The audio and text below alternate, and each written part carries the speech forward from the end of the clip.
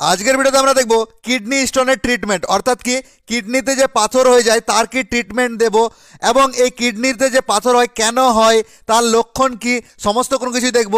আপনারা দেখছেন বং ফার্মা, আমি ফার্মাসিস্ট ফিরোজ আলম। চলো শুরু করি। প্রথমেই আমরা দেখব যে এই কিডনি স্টোনটা কি। মানে কিডনি আমরা জানি যে এই কিডনি কি ব্লাডকে ফিল্টার আউট করে।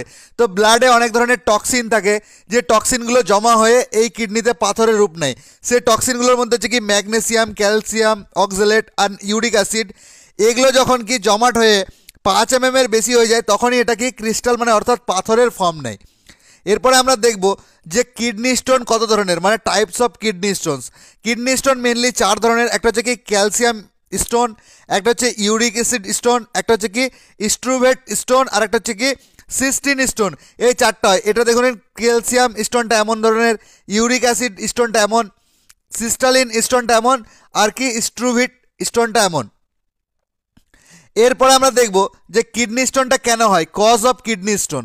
মেনলি কিডনি স্টোন যেটা হয় drinking less amount of water. যদি কেউ পর্যাপ্ত পরিমাণ জল না খায়, মানে খুব কম পরিমাণে জল পান করে তার দৈনন্দিন জীবনে, তাহলে হওয়ার চান্স আছে।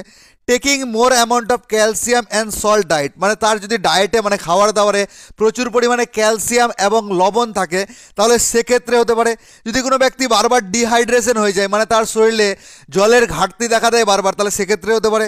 Taking more amount of junk food, যদি কোনো ব্যক্তি জাঙ্ক ফুড প্রচুর খায়, জাঙ্ক ফুড মানে হচ্ছে কি তেলে ভাজা বা বাইরের স্ট্রিট ফুড যেগুলো আছে সেগুলো যদি প্রচুর পরিমাণে খায় তাহলে সেক্ষেত্রে হতে পারে।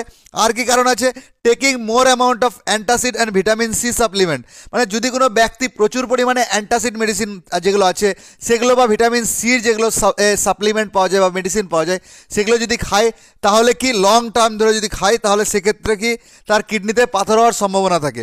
এরপরে আমরা দেখব যে কিডনিতে যদি কোনো ব্যক্তির পাথর হয়ে যায় বা কারো যদি পাথর হয়ে যায় তাহলে তার সিমটম বা লক্ষণ কী কী দেখা দেবে। Symptom of kidney Stones, kidney স্টোনের যেটা মেন সিমটম হবে সেটা হচ্ছে কি পেনফুল ইউরিন, মানে ইউরিন যখন করবে মানে পেচ্ছাপ করবে দেবে তখন কি প্রচুর ব্যথা করবে। বার্নিং ইন ইউরিন, মানে কি ইউরিন যখন করবে তখন কি সেই জায়গাটা জ্বালা করবে। ডার্ক কালার ইউরিন, অর্থাৎ কি যে ইউরিনের যে কালারটা আছে সেটা কি ডার্ক হয়ে যাবে। নজিয়া অ্যান্ড ভমিটিং, বা নজিয়া বা ভমিটিং মানে বমি বমি ভাব বা বমি হতে পারে। কারো কারো ফিভার আসে, এবং কি কারো কারো অ্যাবডোমিনাল পেন হয়। অ্যাবডোমিনাল পেন মানে কি যে পেটে ব্যথা বা যে জায়গাটাতে কিডনি আছে সে সামনের জায়গাটা বা পিছনের জায়গাটা প্রচুর পরিমাণে ব্যথা করে। এছাড়াও অনেকের কি ব্লাড ইন ইউরিন, ইউরিন মানে কি মানে যে পেচ্ছাপের সাথে রক্ত আসে সেটা হতে পারে।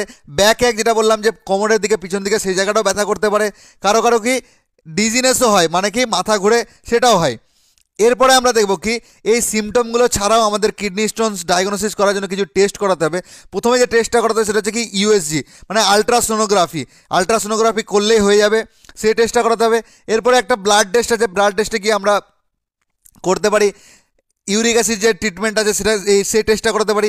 ইউরিন টেস্ট করতে পারি, সেখানে ধরতে পারে। আর কি অ্যাবডোমিনালের এক্সরে, মানে পেটের যদি এক্সরে করি তাহলে সেক্ষেত্রেও আমরা কি কিডনিতে স্টোন আছে কিনা সেটা আমরা আইডেন্টিফাই করতে পারবো। এরপরে আমরা যাব কি ট্রিটমেন্ট কী আছে। তো প্রথমে তো আমাদের সিমটোমেটিক ট্রিটমেন্ট দিতে হবে। সিমটোমেটিক ট্রিটমেন্ট অর্থাৎ কি যদি অ্যাবডোমিনালে পেন করে মানে পেটে ব্যথা হয় তাহলে সেক্ষেত্রে আমরা যে মেডিসিনটা ব্যবহার করতে পারি সেটা হচ্ছে কি ডোট্রাভেরিন 80 mg প্লাস মেফেনিমিক অ্যাসিড 250 mg কম্পোজিশনে যে ট্যাবলেটটা পাওয়া যায় তার পপুলার ব্র্যান্ড নেম আমরা কি ড্রটিন এম নামে জানি বা ড্রোফেম নামে জানি, বাকি ডিভিএন প্লাস নামে জানি। এই ট্যাবলেটটা এসওএস নেবে, মানে যখন প্রয়োজন তখন। এবং কি যদি কারো এক্সেসিভ ব্যথা করে, প্রচুর পরিমাণে ব্যথা করে, পেট ব্যথা হয় কিডনি স্টোন হলে, তো সেক্ষেত্রে কি ডাইক্লোফেনেকের ইঞ্জেকশন যে 75 mg যে ইঞ্জেকশনটা আছে যেটা কি আমরা ভোভেরন ইঞ্জেকশন নামে জানি বা ডাইনাপার ইঞ্জেকশন নামে জানি বা লাইসোফেম নামে জানি, লাইসোফ্লেম ইঞ্জেকশন নামেও জানি, সেটা কি স্টেট দিতে পারি, তৎক্ষণাৎ লাগিয়ে দিতে পারি। ঠিক আছে, বা এখানে যদি আরও সিভিয়ার পেন করে তাহলে এখানে আরেকটা ইঞ্জেকশন আছে ট্রামাডোলের ইঞ্জেকশন, যেটা আমরা কি ট্রামাজেক নামে জানি, সেই ইঞ্জেকশনটাও আমরা ইউজ করতে পারি। স্ট্যাট, স্ট্যাট মানে হচ্ছে যখন মানে তৎক্ষণাৎ যখন ব্যথা করছে তৎক্ষণাৎই আমরা দিতে পারি। এরপরে কি যদি কোনো এই ব্যক্তির কিডনি স্টোন আছে যার ফলে কি ভমিটিং হচ্ছে, তাহলে যদি ভমিটিং হয় তাহলে সেক্ষেত্রে আমরা অনডেনসেট্রন 4 mg যে ট্যাবলেটটা আছে সেটা ইউজ করতে পারি। এসওএস, এসওএস মিনস কি যখন প্রয়োজন তখন। আর এই অনডেনসেট্রন 4 mg ট্যাবলেটটা যেটা পপুলার ব্র্যান্ড নেম পাওয়া যায় সেটা হচ্ছে কি অনডেম MD4 নামে পাওয়া যায় বা ভমিকাইন্ট MD4 নামে পাওয়া যায়, বাকি জোফার MD4 নামে পাওয়া যায়। এই ট্যাবলেটটা কি করতে পারি আমরা এসওএস দিতে পারি, বা যদি প্রচুর ভমিটিং করে তাহলে কি দিনে ম্যাক্সিমাম 3 টাইমস দেওয়া যায়, এবং এটা খাওয়ার আগে নেওয়া হয়। এসি মানে হচ্ছে খাওয়ার আগে, আর টিডিএস মানে হচ্ছে কি দিনে 3 বার করে। এরপরে আমরা কিডনি স্টোনের মেডিসিনে যাব। তো কিডনি স্টোনের যে মেডিসিনগুলো আছে, একটা আমি যদি সত্য কথা বলি তাহলে কি অ্যালোপ্যাথিকে কোনো কিডনিতে স্টোন সারানোর কোনো মানে প্রপার মেডিসিন নেই, ঠিক আছে। সেই ঘুরে ফিরে অ্যালোপ্যাথি মানে আয়ুর্বেদিকেতে আসে। তাহলে আমি এখানে যে ট্রিটমেন্টটা বলবো আয়ুর্বেদিকের ট্রিটমেন্ট বলবো। এবং যদি কারো কিডনি স্টোন বেড়ে যায়, ঠিক আছে, 10 mm এর বেশি হয়ে যায়, তাহলে সেক্ষেত্রে সার্জারি করে নেওয়াটাই বেটার, ঠিক আছে।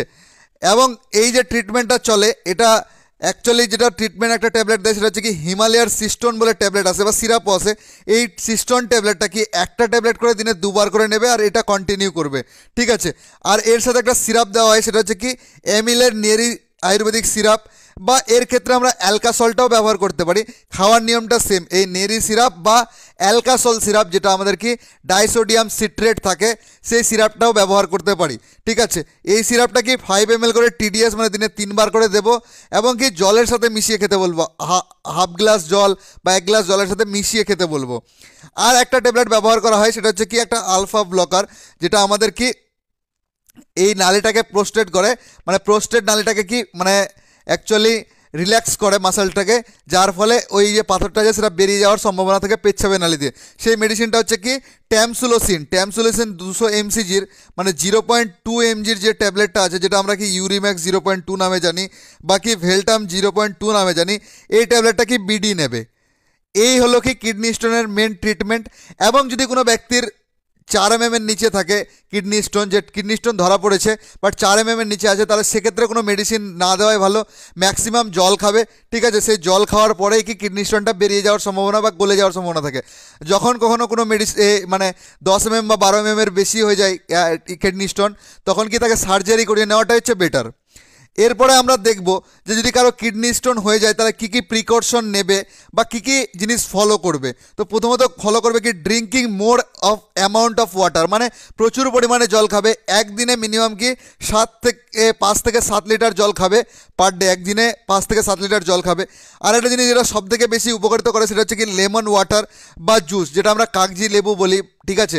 তো সেই লেবুটার জুস করে খেতে পারে বা জলের সাথে মিশিয়েও সেই জিনিসটা খেতে পারে, এই কাগজি লেবুটা, ঠিক আছে, লেমনটা। তাহলে এটাতে প্রচুর পরিমাণে কাজে দেয়। আর এর সাথে সাথে কী করবে, take less calcium minerals and salt in diet, মানে যে তার খাবার দাবার খাবে সেক্ষেত্রে কি ক্যালসিয়াম মিনারেলস বা সল্ট এইসব জাতীয় প্রচুর কম পরিমাণে খাবে। এবং don't stop urine for long time, কখনও যদি সে ব্যক্তির পেচ্ছাপ পায় তাহলে সে পেচ্ছাপটাকে চেপে ধরে রাখবে না অনেক সময়ের জন্য, পেচ্ছাপটা যত তাড়াতাড়ি করে নেওয়াটা বেটার হবে। Always body should be hydrate, মানে কি সর্বদাই বডিকে হাইড্রেট রাখবে, মানে কি যে জলের যে পরিমাণটা আছে এটা সর্বদা বজায় রাখবে। আর কি should be control body weight, মানে কি বডি ওয়েটটা সবসময় বাড়তে দেবে না, মানে মোটা হতে দেবে না, বডি ওয়েটটাকে কন্ট্রোল করবে। এরপরে কি আছে, এরপরে এখানে শেষ হয়ে গেছে। যদি কারো আমার এই পিডিএফগুলো দরকার মনে হয় বা আমার পেড গ্রুপ জয়েন করতে চাও, তাহলে এই নাম্বারে আমাকে হোয়াটসঅ্যাপে টেক্সট করতে পারো। আর আমার এই ভিডিওগুলো সম্পূর্ণ ইনফরমেশন পারপাসের জন্য, আমার ভিডিও থেকে কেউ কখনো সেলফ মেডিকেশন করবে না, সর্বদাই ডক্টর বা ফার্মাসিস্টের পরামর্শ থেকে ওষুধ খাবে। এবং ভিডিওটা ভালো লাগে থাকলে অবশ্যই একটা লাইক করবে, কিছু ছেড়ে থাকলে বা জানার থাকলে অবশ্যই কমেন্ট করবে, এবং সাবস্ক্রাইব করে আমার পাশে থাকবে। Thank you so much.